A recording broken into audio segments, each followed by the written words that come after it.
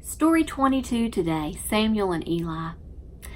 You know, as his people lived in the land that God promised him, the Lord provided two vital offices to help guide his relationships with his people. They were priests like Eli, and they were to lead in worship of God. And then there were prophets like Samuel. And the people went to Samuel to have him help them understand the relationship with God.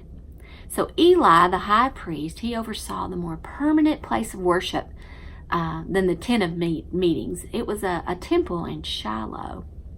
And it was kind of patterned after the tabernacle that was originally built by Moses. So Eli was very old and probably mostly retired, but he had a couple of sons that he allowed to help him in the temple. But the only sad thing about that was they didn't know the Lord, so they were very evil in their dealings with the temple activities and the people. And during that time, a woman named Hannah was praying to God to give her a child. And she promised that if God did allow her to have a child, she would give him back to him in service. Well, God heard that prayer, and he sent her a son, and that son's name was Samuel. Now, when he was weaned, she took him to the temple, just like she promised, and she left him with Eli.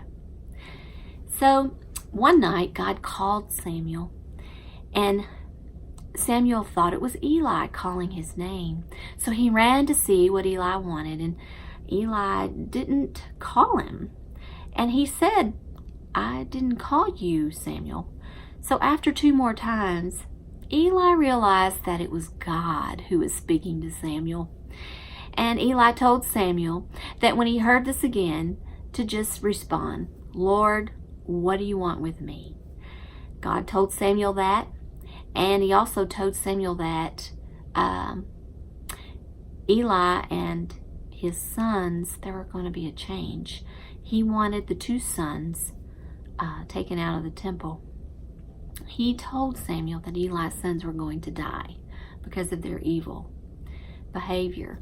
So it was because of their disobedience that Eli and his sons would be removed from the Lord's service. Now you probably wonder, well, why Eli? Well, Eli was a man of God, and he knew of his son's behavior, and yet he didn't do anything about it. So he was as guilty as his sons. Samuel was a good prophet, and he spoke for God. He took Eli's place, and he kept the Israelite people from people worshiping God and offering sacrifices to him.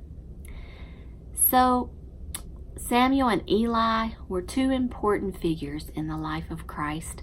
And as we move on, we're going to talk about a lot more about how disobedience plays a part in the redemption story. I'll see you next time.